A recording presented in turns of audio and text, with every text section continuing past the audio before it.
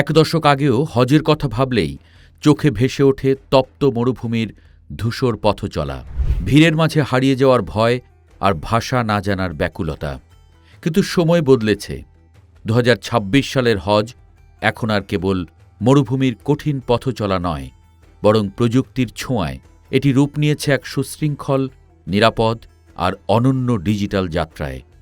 কৃত্রিম বুদ্ধিমত্তা আর স্মার্ট ডিভাইসের রাজত্বে এবারের হজ কেমন হতে যাচ্ছে, চলুন জেনে নেওয়া যাক। এবারের হজের মূল চালিকা শক্তি হল নুসুক প্ল্যাটফর্ম। এটি যেন প্রতিটি হাজির পকেটে থাকা এক ডিজিটাল গাইড। রিয়াজুল জান্নার পবিত্র আঙিনায় কখন দাঁড়াবেন তার স্লট বুকিং থেকে শুরু করে হজের প্রধান ৫ দিনের রিয়েল টাইম গাইডলাইন সব মিলবে এই এক অ্যাপেই। তবে শুধু অ্যাপেই শেষ নয়, এবার গলায় ঝুলিয়ে রাখতে হবে একটি magic card, Nusuk smart card. এই স্মার্ট কার্ডটি মূলত একজন হাজির ডিজিটাল পরিচয়পত্র। মিনা, আরাফা কিংবা মুজদালিফায় প্রবেশের চাবিকাঠি এটি। কোনো হাজি যদি ভিড়ের মধ্যে পথ হারিয়েও ফেলেন, তবে এই কার্ড স্ক্যান করলেই মুহূর্তের মধ্যে তার হোটেল বা দলের অবস্থান জানা সম্ভব।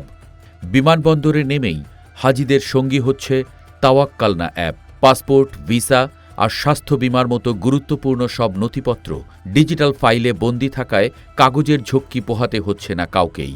আর যাতায়াত, মক্কার রাস্তায় এবার নামানো হয়েছে পরিবেশ বান্ধব ইলেকট্রিক স্মার্ট বাস।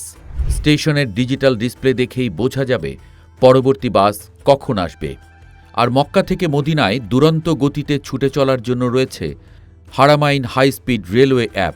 ফোনে এক ক্লিকেই কাটা যাচ্ছে টিকিট। প্রযুক্তির ছোঁয়া সবচেয়ে বেশি নজর কাড়বে কাবা শরীফের চত্বরে। সেখানে হাজিদের স্বাগত জানাচ্ছে এআই বা কৃত্রিম বুদ্ধিমত্তার স্মার্ট রোবট। ভাঙা ভাঙা ভাষায় প্রশ্ন করলেও এই রোবট বাতলে দিচ্ছে সঠিক দিক নির্দেশনা, হাতে তুলে দিচ্ছে জমজমের পবিত্র পানি।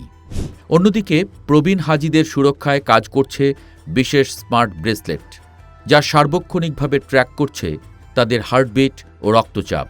হঠাৎ শরীর খারাপ হলে বা জরুরি প্রয়োজনে সেহাতিনা সার্ভিসের মাধ্যমে লাইভ ভিডিও কলেই পাওয়া যাচ্ছে চিকিৎসকের পরামর্শ। তবে এই ডিজিটাল সুবিধার শতভাগ পেতে হাজিদের কিছু প্রস্তুতি রাখা জরুরি। মক্কা মদিনায় পৌঁছানোর আগেই গুগল ম্যাপের অফলাইন সংস্করণ ডাউনলোড করে রাখা বুদ্ধিমানের কাজ হবে, যেন ইন্টারনেট না থাকলেও হোটেলের পথ চিনে নেওয়া যায়।